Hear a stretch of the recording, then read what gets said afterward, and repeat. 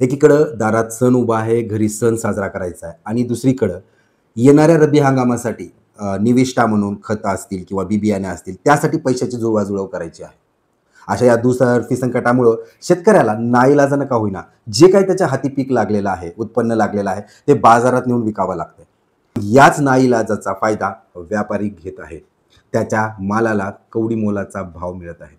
आपण पाहतोय सोयाबीनाचे जे काही हमी भाव किंवा एम-एस-पी लागू केली होती सरकारनं, त्याच्या कितीक तर पटीनं खाली हा भाव आज मार्केटमध्ये आहे आणि तो भाव कधी वाढेल याची कसली शाश्वती नाहीये. मग अशातच सरकार कशाप्रकारे शेतकऱ्याला या संकटातनं बाहेर काढतंय याकडे शेतकरी आस लावून बसलेला आहे. मग सरकारनं 2 योजना काढलेल्या आहेत, हमीभाव योजना आणि भावांतर योजना. मग आज आपण या व्हिडिओच्या माध्यमातून पाहणार आहोत की या दोन्ही योजना काय आहेत.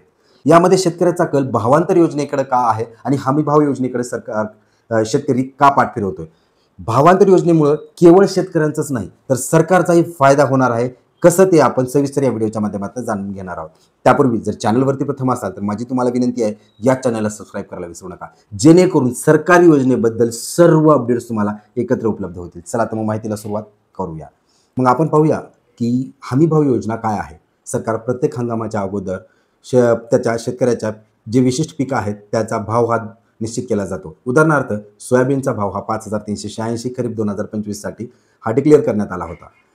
आता सरकार करतं काय की फेडरेशनच्या मार्फत या ज्यांचं कुणाचं उत्पन्न हे सोयाबीनचं असेल त्यांना नोंदणी करणं गरजेचं आहे आणि ही नोंदणी झाल्यानंतर शेतकऱ्याला त्याचा माल त्या ठिकाणी विकण्याची सोय ही केली जाते. तो माल विकल्यानंतर बिलही निघतात आणि शेतकऱ्याला हमी भाव जे की मार्केटमध्ये जरी कमी भाव असला म्हणजेच हमी भाव जो काही 5,386चा आहे त्याच भावात सोयाबीन विकलं जातं. त्यामध्ये बऱ्याच अटी शर्ती आहेत की तुम्हाला तुमचं शेतजमीन किती आहे त्याच प्रमाणातच तुमचे जितकं उत्पन्न आहे तेवढं तुम्हाला विकता येईल. परत तुम्हाला नोंदणी करताना लाईन म्हणजे ते जे काही वाट पाहायला लागते, त्याच्यानंतर तुमचा नंबर येण्याची वाट पाहायला लागते. तर ह्या सगळ्या गोष्टी वेगळ्या आहेत. आता त्यानंतर सरकार करतं काय की हा जे काही माल त्यांनी खरेदी केलेला आहे ते गोडाऊनमध्ये त्याची स्टोरेज किंवा थप्पी लावली जाते. यामध्ये सरकारला हमीभावात शेतमाल तर विकत घ्यावाच लागतो 5,386नं. सोबतच त्याला ते स्टोरेजचा खर्च आला, बारदाण्याचा खर्च आला आणि इतका सारा खर्च सरकार स्वतःहून शेतकऱ्याला मदत करण्यासाठी. आणि यासोबतच आपण भावांतर योजना काय आहे ते पाहूया. शेतकऱ्यांनी जे काही पीक आहे त्याचं सोयाबीनचं जर समजा आज घडीला 4,000चा भाव आहे आणि 4,000च्या भावाला शेतकऱ्यांनी त्याचं सोयाबीन विकलेलं आहे आणि जी एम-एस-पीची तूट आहे ती म्हणजे 1,386 रुपयाची. तर भावांतर योजनेअंतर्गत सरकार शेतकऱ्याला ज्यांचं 4,000ला विकलं गेलं त्याला 1,386 रुपये थेट DBTच्या मार्फत त्यांच्या खात्यावरती दिलं जातं.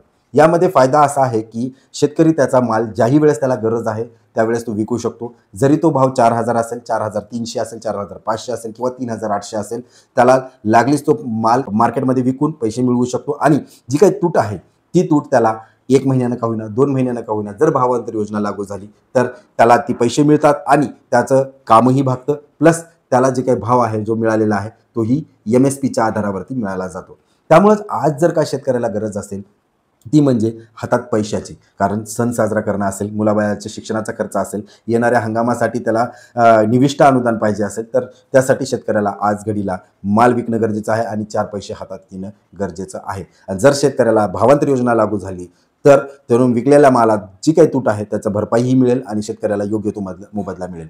याचाच विरोधात सरकारलाही याचा फायदा असा आहे की 5,386 रुपयानं सोयाबीन खरेदी करणं 1, त्यानंतर त्याला साठवून ठेवणं 2, हा जो काही अतिरिक्त भार तिजोरीवरचा आहे तोही कमी होईल. आणि अशा प्रकारे शेतकरी व सरकार या दोघांसाठी भावांतर योजना अत्यंत लाभदायक ठरणार आहे. त्यामुळं माननीय मुख्यमंत्री असतील राज्याचे किंवा राज्याचे कृषी मंत्री दत्तात्रेयजी भरणे असतील यांना विनंती आहे की आपण लवकरात लवकर या वर्षीसाठी हमीभाव तर आहेच परंतु भावांतर योजनेची घोषणाही करावी. आणि शेतकऱ्यामार्फत तुम्ही जर व्हिडिओ पाहत असाल तर तुम्हालाही विनंती आहे की हा व्हिडिओ जास्तीत जास्त शेतकऱ्यांपर्यंत पोहोचवा किंवा तुमच्या गावाचा तालुक्याचा जो काही व्हॉट्सअप ग्रुप आहे त्यामध्ये पोहोचवा आणि कमेंट बॉक्समध्ये केवळ भावांतर योजना लागू करा इतकंच कमेंट करा, जेणेकरून ही चळवळ आपण सरकार दरबारी मांडू आणि सरकारला भावांतर योजनेअंतर्गतच आपल्या शेतकऱ्याला मदत ही द्यायला भाग पाडू. आशा करतो ही माहिती तुमच्यासाठी अत्यंत उपयुक्त ठरणार आहे. अशाच नवनवीन अपडेटसाठी चॅनलला सबस्क्राईब करायला विसरू नका. धन्यवाद.